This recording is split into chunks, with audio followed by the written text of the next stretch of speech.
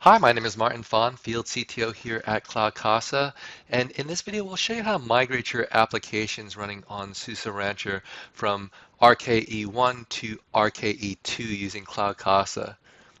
To understand the use case, SUSE Rancher can deploy Kubernetes clusters on hosted Kubernetes service providers like Azure AKS or Amazon EKS or Google GKE, or it can create a cluster using its own Kubernetes engine, aptly named Rancher Kubernetes Engine, or RKE.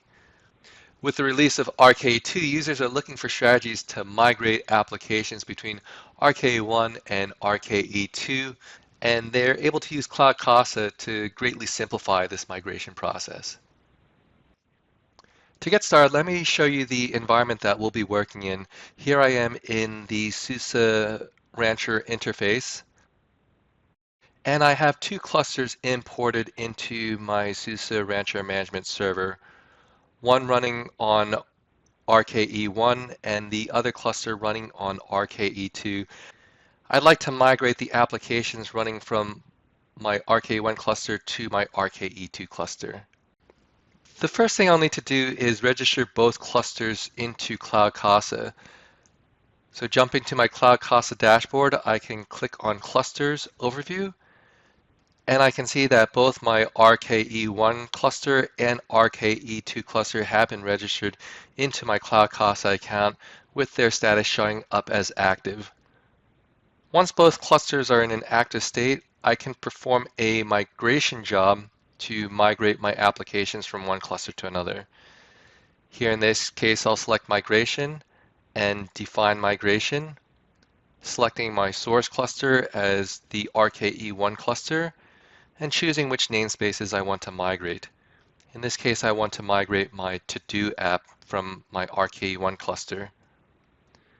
And then under the destination cluster, I can select Use Existing Cluster here and select the RKE2 cluster that I want to migrate that application to. From a restore transformation perspective, I can rename my namespaces and remap my storage classes. Here I'm going to rename my namespace with a suffix of migrated from RKE1.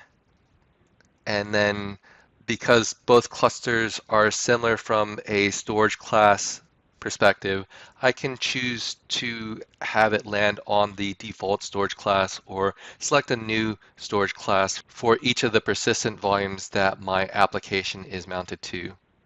In this case, I'll leave those as default. And because my application is running a MySQL database, I'm going to add a pre-application backup hook for MySQL that has been predefined within the template tier. I'll provide my migration job with a name and click Save and Run. As the migration job is running, I'll be able to monitor the status and the activity from the dashboard.